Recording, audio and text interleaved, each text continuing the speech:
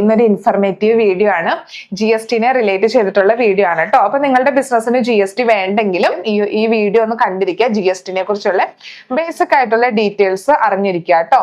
എന്താണ് GST എന്നുള്ളത് നിങ്ങൾക്ക് സംശയം ഉണ്ടായിരിക്കാം. നമ്മുടെ ഇന്ത്യയിലെ ടാക്സ് സിസ്റ്റമാണ് GST എന്നുള്ളത്. പ്രോഡക്റ്റ് വിൽക്കുമ്പോഴോ അതല്ലെങ്കിൽ സർവീസ് വിൽക്കുമ്പോഴോ ഒക്കെ നമ്മൾ ഗവൺമെന്റിന് അടയ്ക്കേണ്ട ടാക്സ് ആണ് GST എന്നുള്ളത്. അപ്പോൾ നമ്മൾ ബിസിനസ് ചെയ്യുന്ന ഒരു വ്യക്തിയാണെങ്കിൽ ചില സിറ്റുവേഷനിൽ ചില അവസരങ്ങളിൽ നമ്മൾ GST രജിസ്ട്രേഷൻ എടുക്കേണ്ടതായിട്ട് വരും. എപ്പോഴൊക്കെയാണ് നമ്മൾ GST രജിസ്ട്രേഷൻ എടുക്കേണ്ടതായിട്ട് വരുന്നത്? ഇപ്പോൾ നമ്മളൊരു മാനുഫാക്ചറിങ് ബിസിനസ് അതല്ലെങ്കിൽ നമ്മൾ എന്തെങ്കിലും ഒരു പ്രോഡക്റ്റ് വിൽക്കുന്ന വ്യക്തിയാണെങ്കിൽ നമ്മളുടെ ബിസിനസിന്റെ ടേൺ ഓവർ ഒരു വർഷം 40 ലക്ഷത്തിന് മുകളിലാണെങ്കിൽ നമ്മൾ തീർച്ചയായിട്ടും GST രജിസ്ട്രേഷൻ എടുക്കണം. സർവീസ് കാറ്റഗറി ബിസിനസ്, ഇപ്പോൾ ഞാൻ ചെയ്യുന്നത് ഒരു സർവീസ് ആണ്. ബിസിനസിന്റെ ലൈസൻസ് ചെയ്തു കൊടുക്കുക, ബിസിനസിന് ട്രെയിനിങ് കൊടുക്കുക, അങ്ങനെയുള്ള സർവീസ് കാറ്റഗറി ബിസിനസ് ആണെങ്കിൽ 20 ലക്ഷത്തിന് മുകളിലാണ് ഒരു വർഷത്തെ ടേൺ ഓവർ എങ്കിൽ നമ്മൾ GST രജിസ്ട്രേഷൻ എടുക്കണം. ഇതൊരു കണ്ടീഷനാണ്. അടുത്തത്, നമ്മൾ ഇന്റർ സ്റ്റേറ്റ് ബിസിനസ് ചെയ്യുന്നുണ്ടെങ്കിൽ, കേരളത്തിന് പുറത്തോട്ട് ബിസിനസ് ചെയ്യുന്നുണ്ടെങ്കിൽ നമ്മൾ GST രജിസ്ട്രേഷൻ എടുക്കണം. അപ്പൊ ഞാൻ GST രജിസ്ട്രേഷൻ എടുക്കണോ? ഞാനിപ്പോ കേരളത്തിന് പുറത്തോട്ടുള്ള ആളുകൾക്കൊക്കെ ഈ ലൈസൻസ് ഒക്കെ ചെയ്തു കൊടുക്കാറുണ്ട്. പക്ഷെ എന്റെ ബിസിനസിന്റെ ടേൺ ഓവർ 20 ലക്ഷം ആകുന്നില്ല. അപ്പൊ ഞാൻ GST എടുക്കണോ? തീർച്ചയായിട്ടും എടുക്കണം. കാരണം ഇവിടെ സെക്കൻഡ് കണ്ടീഷൻ, ഇന്റർ സ്റ്റേറ്റ് ബിസിനസിന് GST വേണം എന്നുള്ള നിയമം ഉണ്ടല്ലേ. അപ്പൊ ഞാൻ കേരളത്തിന് പുറത്തോട്ട് സർവീസ് ചെയ്യുന്നതുകൊണ്ട് GST എടുക്കേണ്ടതുണ്ട്. മനസ്സിലായോ? അടുത്തത്, ഇ-കൊമേഴ്സ് ബിസിനസ്, അതായത് നമ്മളുടെ ഓൺലൈൻ ബിസിനസ്, ആമസോൺ, ഫ്ലിപ്കാർട്ടിലൊക്കെ പ്രോഡക്റ്റ് വിൽക്കണം എന്നുണ്ടെങ്കിൽ നമുക്ക് GST നിർബന്ധമായിട്ടും എടുക്കേണ്ടതുണ്ട്. ഇത്രയും സിറ്റുവേഷനിലാണ് നമ്മൾ നിയമം അനുസരിച്ച് GST എടുക്കേണ്ടതെങ്കിലും നമ്മളുടെ ബിസിനസ്സിനെ നല്ല രീതിയിൽ മുന്നോട്ട് കൊണ്ടുപോകുന്നതിന് പലപ്പോഴും നമുക്ക് GST ആവശ്യമായിട്ട് വരുന്നുണ്ട്. ഉദാഹരണമായിട്ട് പറയുകയാണെങ്കിൽ നമ്മളുടെ ബിസിനസ്സിന് വേണ്ടിയിട്ട് ഒരു കറണ്ട് അക്കൗണ്ട്, ഒരു ബിസിനസ് ബാങ്ക് അക്കൗണ്ട് എടുക്കുന്നതിന് വേണ്ടിയിട്ട് പല ബാങ്കിലും GST ആവശ്യമാണ്. അതുപോലെ തന്നെ ഇപ്പൊ നമ്മളുടെ പ്രോഡക്റ്റ് സൂപ്പർ മാർക്കറ്റ്, ലുലു അങ്ങനെയുള്ള ഹൈപ്പർ മാർക്കറ്റ് അതുപോലെയുള്ള സ്ഥലങ്ങളിൽ, ഇപ്പൊ റിലയൻസ് അങ്ങനെയുള്ള സ്ഥലങ്ങളിൽ വിൽക്കണം എന്നുണ്ടെങ്കിൽ നമുക്ക് GST രജിസ്ട്രേഷൻ ആവശ്യമാണ്.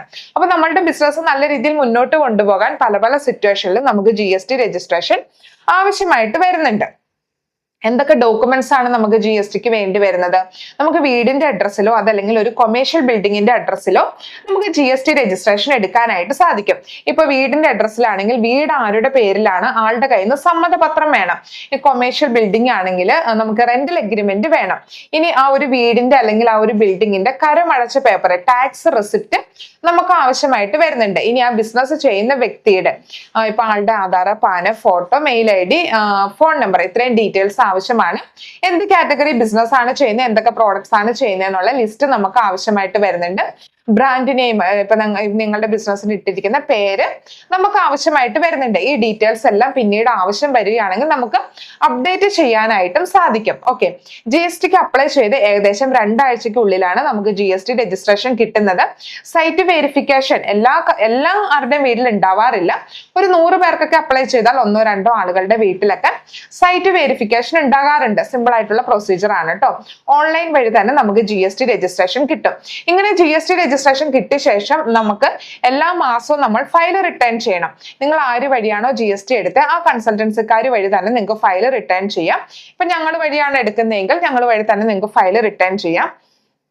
അപ്പൊ അങ്ങനെ ഫയൽ റിട്ടേൺ ചെയ്യുമ്പോൾ ഇപ്പൊ അതിന് തൊട്ട് മുമ്പത്തെ മാസത്തെ sale and purchase bill, product വാങ്ങിച്ചതിന്റെയും വിറ്റതിന്റെയും ബില്ലൊക്കെയാണ് നിങ്ങൾ സബ്മിറ്റ് ചെയ്യേണ്ടത്.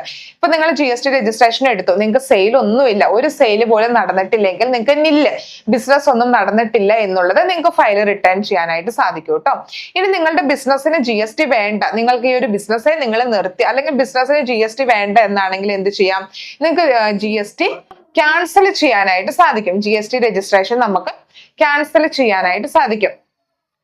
ഓഷി അമ്മ വീഡിയോ എടുക്കുമല്ലേ? നമുക്ക് GST രജിസ്ട്രേഷൻ ക്യാൻസൽ ചെയ്യാനായിട്ട് സാധിക്കും. അപ്പൊ നമ്മൾ അങ്ങനെ ക്യാൻസൽ ചെയ്തില്ലെങ്കിലോ, നമുക്ക് ഫൈൻ വന്ന് നമ്മൾ ഫയൽ റിട്ടേൺ ചെയ്യാതിരിക്കുകയാണെങ്കിൽ നമുക്ക് ഫൈൻ വന്ന് ഓട്ടോമാറ്റിക് ആയിട്ട് GST ക്യാൻസൽ ആകും. പിന്നീട് നമ്മൾ ഇപ്പൊ മറ്റൊരു ബിസിനസ്സിനൊക്കെ വേണ്ടി GST എടുക്കാനായിട്ട് നോക്കുമ്പോൾ ഈ ഒരു ആധാർ, പാനിനകത്തൊക്കെ നമ്മൾ ഓൾറെഡി GST എടുത്ത് ഫയൽ റിട്ടേൺ ചെയ്യാത്തത് കൊണ്ട് ക്യാൻസൽ ആയതാന്നുള്ളത് ഉണ്ടായിരിക്കും.